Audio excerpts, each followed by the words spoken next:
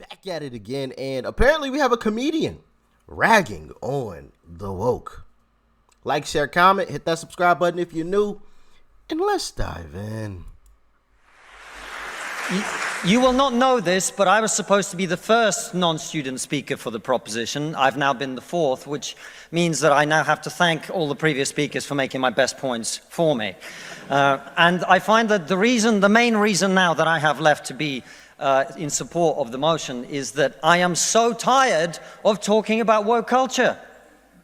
That's why it's gone too far, more than anything else. And I thank the other speakers for making the points for me, because it means I don't have to reiterate the point that no, free speech is not some right-wing reframing of whatever. It's the foundation of Western civilization. Upon this civilization is built, and the Enlightenment values that led to it. I don't have to make the point that has been made by far better people in the past, that the only way to deal with the problem of racism is to treat people on the content of their character and nothing else. And the fact that woke culture seeks to overturn that is a new form of racism that we must all oppose.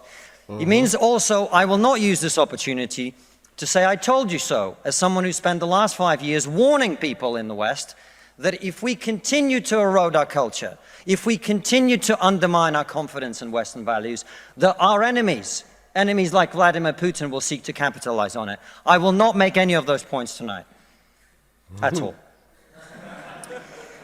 Instead, I am not going to talk to those of you who already agree with me, which I imagine is most of you. I'm not going to talk to you because I imagine after everything you've heard tonight, you're going to vote for the proposition.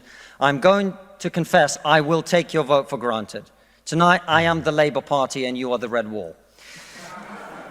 Now, I want to talk to those of you who are woke and who are open to rational argument. A small minority, I accept.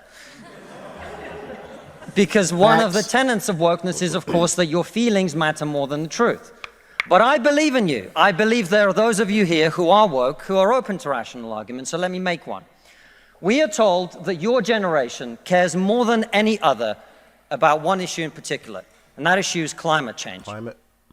We're told that many of you suffer from climate anxiety.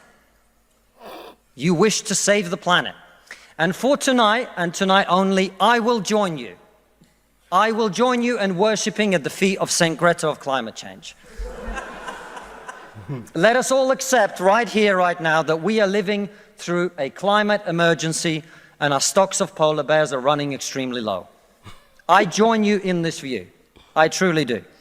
Now, what are we to do about this huge problem facing humanity? What can we in Britain do? We can only do one thing. You know why? This country is responsible for 2% of global carbon emissions, which means that if Britain was to sink into the sea right now, it would make absolutely no difference to the issue of climate change. You know why? Because the future of the climate is going to be decided in Asia and in Latin America by poor people who couldn't give a shit about saving the planet. No, thank you. No, thank you. It's going to be decided by poor people in Asia and Latin America who don't care about saving the planet. You know why? Because they're poor. Because they're poor. I come from Russia, which is not a poor country, it's a middle-income country. 20% of households in Russia do not have an indoor toilet. What they have is an outdoor toilet.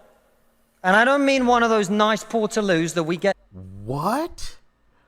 20%? Is that a true statistic? That is nuts.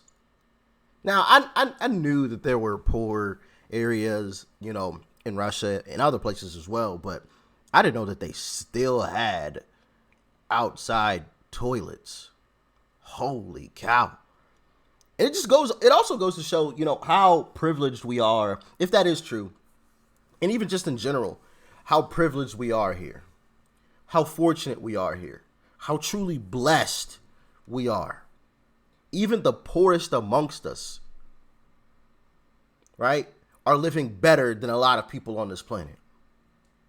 Even the poorest amongst us. It's crazy, but true.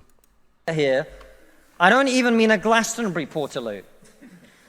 I mean a wooden shack with a hole in the ground that holds a collected fermented memory of the last 10,000 visits.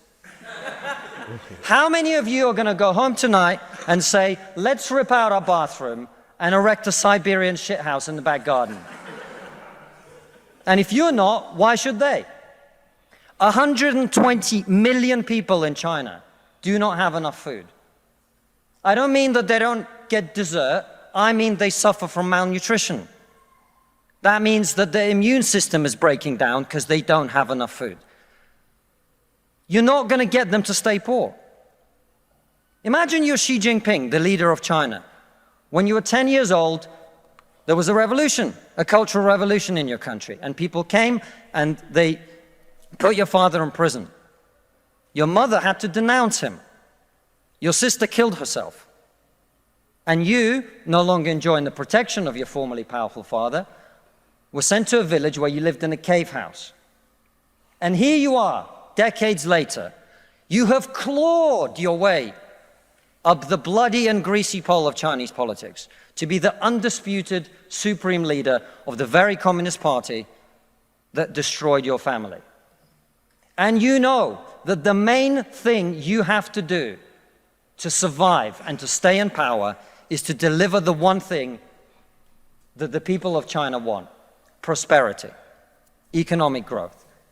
Where do you think climate change ranks on Xi Jinping's list of priorities? A third of all children who live in extreme poverty in the world live in India. That means they are starving and dying of preventable disease. Now, about 15 months ago, my wife got pregnant. Not me, because we're old school.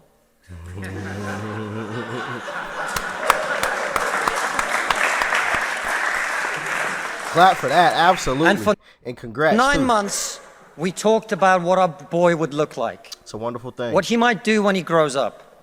We looked at baby scans and videos on YouTube about what the fetus looks like at 9 months and 12 months and 20 months. And eventually he was born. And he is this cute little bundle of joy. He's cuter than about 80% of puppies. Right? Now, if you said to me that I had a choice, either my son had a serious risk of starving or dying from a preventable disease in the next year, or I could press a button and he would live. He would go to school. He would bring his first girlfriend home. He'd go to university and graduate and become a woke idiot.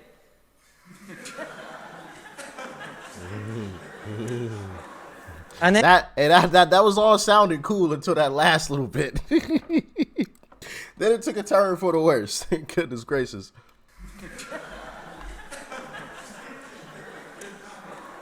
And then he'd get a job and get married and have children and become a man. But all I have to do is press this button. And for every day of my son's life, a giant plume of CO2 is going to get released into the atmosphere. Now, you're all very young, and most of you are not parents. Let me tell you something. There is not a parent in the world who would not smash that button so hard their hand bled.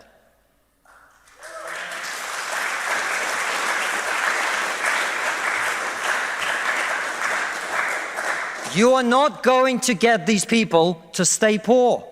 You're not even going to get them to not want to be richer.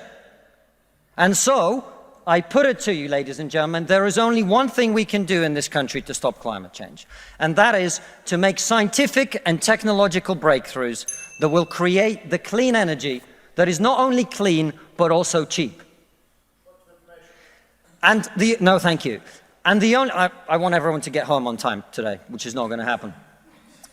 And the only thing that wokeness has to offer in exchange is to brainwash bright young minds like you to believe that you are victims, to believe that you have no agency, to believe that what you must do to improve the world is to complain, is to protest, is to throw soup on paintings.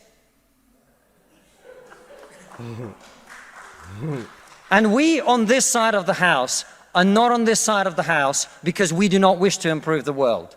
We sit on this side of the house because we know that the way to improve the world is to work, is to create, it is to build.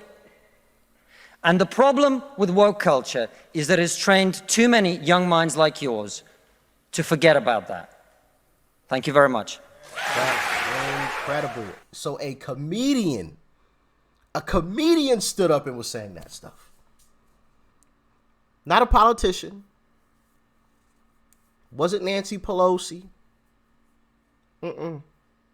A comedian stood up and made the most sense.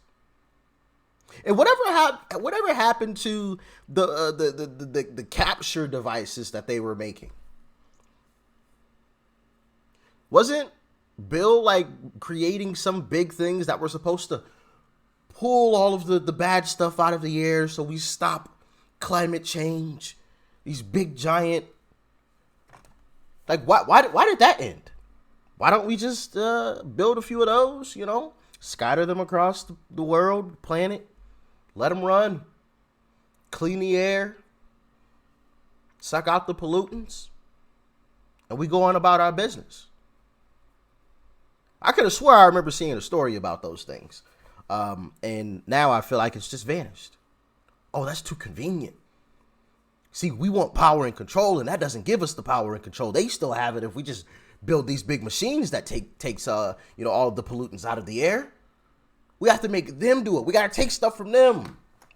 It's the way that I see it, Maybe I'm wrong. Maybe I'm a conspiracy theorist. I don't know. Y'all let me know in the comment section, but that's how I'm feeling at the moment. I think that comedian, that guy there made a whole lot of sense. A whole lot of sense.